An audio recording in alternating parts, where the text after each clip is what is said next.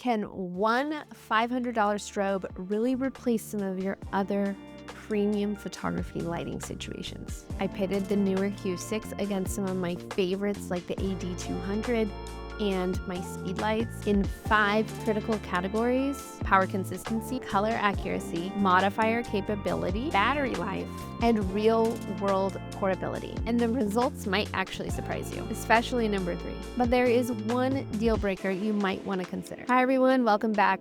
For those of you who don't know me, my name is Moorea. I'm a professional photographer, and today I'm going in depth on the Neewer Q6, a brand new strobe by Neewer. They sent this to me as a gift to trial and experiment in the real world with some photography, to share my thoughts and experiences with you all. So today I'm going to give you my honest feedback about the Neewer Q6. So let's dive right in. Okay, so let's talk about power. One of the most important things for a photographer who's using off-camera flash is power and recycle time. So what happens when you push this $500 strobe to the limit? I feel as a photographer, oftentimes our biggest struggle is compromising portability for light power output.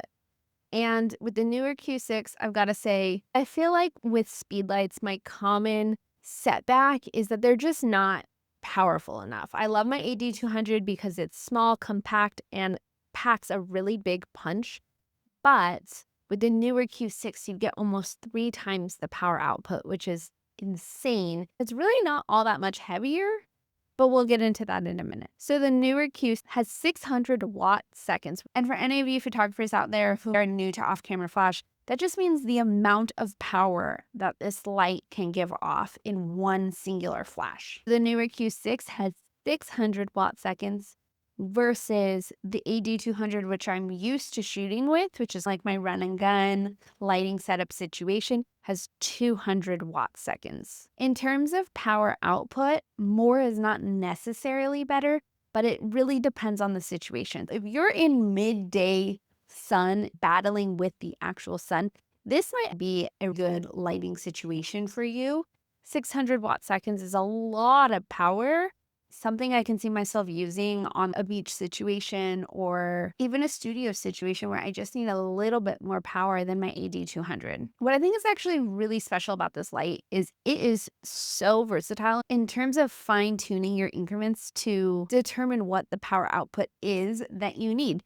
So it can go all the way from 1/1, which is full power, all the way down to 1/512, which is like a tiny amount of light, but can be so beneficial for photographers who are really into nailing the lighting situation so accurately down to very small increments of power output. The recycle time with this flash is anywhere from 0.01 seconds to 0.9 seconds. So it's super fast for the amount of power. This flash is also rated for about 300,000 flashes for its entire life, which just tells me this is built for heavy use. So this strobe comes in at around 5,700 in terms of Kelvin and can give or take about 100. Overall, it was really stable across flash outputs. Not only does this strobe support high-speed sync, which you all know I love high-speed sync. If you haven't dove into high-speed sync yet, check out this video right here. It goes all into my high-speed sync setup and why I love it so much. It can support high-speed sync as well as TTL. I do not use TTL at all. But for anyone getting their feet wet into off-camera flash, this is a wonderful option because it does allow you to have a more automated flash output. And along with that, it does have a built-in Bluetooth capability, so you can actually power it from your phone as well as a trigger on your camera, which is the method that I prefer. It can support Canon, Sony, Nikon, and Fujifilm. Okay, so let me open this up really quick. We're gonna go over the modifier capability. I love that they give you this really wonderful carrying case. So let's go ahead and open it up. I'm gonna show you guys. I opened it up upside down. Whoopsie. So the Neewer Q6, this bad boy is pretty large and in charge, and it has this little handle so you can easily carry it up and down. If you use a Bowens mount, this is compatible with pretty much any Bowens mount. You just have to take this little thing off. There you go. And then when you want to use it, there's a little button you press, take it off, put your Bowens mount on, and then you can use whatever you want. As you all know, I really love MagMod for its capabilities. This would not be compatible with MagMod modifiers. This is what the battery looks like. It's quite hefty. And in total, that's where it goes right here. And here is the user interface on the back. So we've got options to manually set the strobe and the power. You can also do this from your phone or from the trigger on your camera, which is my preferred method. They also give you a very sturdy mount for your tripod. This goes right here, and then this part would go right on your tripod. I wouldn't recommend using a standard Amazon tripod for this. This thing is powerful and heavy, and you don't want this falling. Let's just put it that way. So I would recommend actually using a C-stand, and for that purpose alone, that is why this is not, in my opinion, this is not a run and gun style photography for off-camera flash. If you want portability, that run and gun capability, I would recommend sticking with something that is a little more lightweight, and a speed light might actually be your best option. However, if you're at a wedding and you're gonna have a static setup that is not going to move, you can absolutely use this with a C-stand in your corners of your wedding reception, and it would be so powerful, so amazing. I think that for weddings and studios, this actually can compete with some of the bigger competitors out there for a fraction of the price, which is really exciting. Let's talk about battery life really quick. On a fully charged battery, this can deliver about 400 flashes. That is a lot. It is not hot swappable, so you want to make sure that you're planning for that recharge refresh time. Okay, so the battery delivers about 400 flashes per full charge. And if you want to charge the battery, it's really simple. They give you a charging cord, and it's just one of these with the charging cord. Pretty straightforward. I think 400 flashes is plenty for a full day of shooting, but you can order extra batteries if you need it to. Real world portability. So I think this is the biggest con I have with this lighting situation is it's just heavy. It's heavy, it's big, it's not something that I would carry in like my backpack for a full day shoot. This comes in at almost 8 pounds. It's a very specific type of strobe, and it makes it great for studio. But other than that, I don't think that I would see myself using this on a family shoot or portrait shoot where I'm running around and need the capability to move the light quickly and efficiently. I also would not bring this around toddlers because, yeah, no. So if you're doing senior portraits, I actually think this might be a situation where I could see myself using it for senior portraits. But it's specifically like family sessions where we've got kids that are running around fast. I need the capability to have the versatility of a speed light. It's lightweight, I can put it on my camera or a tripod and move with it. That is a different lighting situation. But for this, where you have a senior portrait, we're not doing a whole ton of moving, but we need great power output. Absolutely. I want to go into the pros and cons really quickly.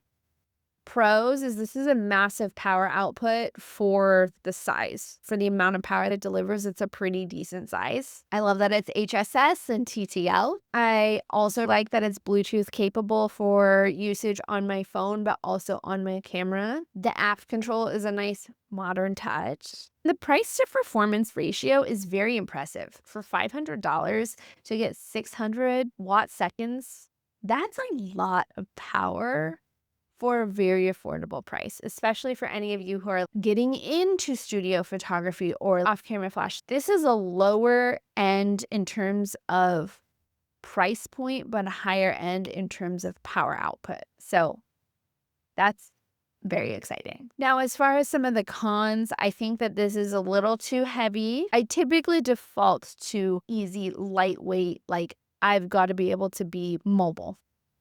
But this is a more steady situation, which is fine. Another con is the trigger is not included when you buy this. Make sure that you also purchase a trigger and that the trigger is for your specific camera. So I shoot Canon. You want to make sure you're getting the Canon trigger for this that is by Neewer. And honestly, Those are my cons. There's not that many here. I really do think that this is a great option. So who would this be best for? This is best for portrait photographers who are not doing a lot of moving around. This is also great for wedding photographers who need a reception lighting situation that's heavy duty, lots of power, and is not going to be mobile. It's just going to stay in one spot, preferably at the corners of a room. This is also a great option for studio photographers who need a lot of power, but not portability. In terms of color consistency and power output consistency, this is perfect for studio photographers. So if you are a photographer who wants to upgrade from a speed light to something more powerful, I think that this is a perfect option. Definitely look into it. I'm really curious to know, would you guys buy this light? Leave me a comment down below. Let me know. Oh my gosh, it is so hot outside. We're finally done. It's literally 90 degrees out. Overall, this flash did pretty well. It did get really hot, but that's so expected because one, it's a flash, they get hot, but two, it's hot outside. So my camera is also really hot right now, but I shot in manual and TTL so you guys can see the difference. I think it's important for beginners to understand why manual is so important to know, because if the look and feel of the image that you're going for is not happening and you're using TTL, you need to know how to change it in manual to nail the vision. So let's go over some of these shots. I'm going to show you guys the difference between the two modes, and then we'll do a little post-production editing.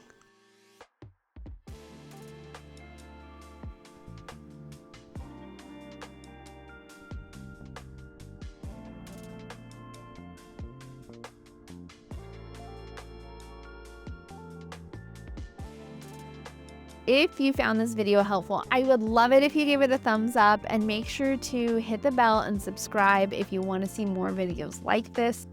Okay, so if you're actually feeling a little overwhelmed by photography and you don't know where to start, and maybe there's a lot of confusing terms like HSS TTL, what does all of this mean? Or maybe you just want to learn how to take good pictures of your kids and you don't necessarily want to do this as a business, I offer a photography introduction course where we talk all about, yes, the basics of photography, but also more in-depth topics on what settings to use, and kind of just more of a course for beginners to demystify all these like really heady terms in photography. So if that is interesting to you, you feel like you want to pick this up as a hobby, you want to pick this up and maybe potentially start it as a business, this course takes you from A to Z, all the way from confused on what the hell is aperture and shutter speed and ISO, all the way to how to use a flash, how to find good natural lighting situations, and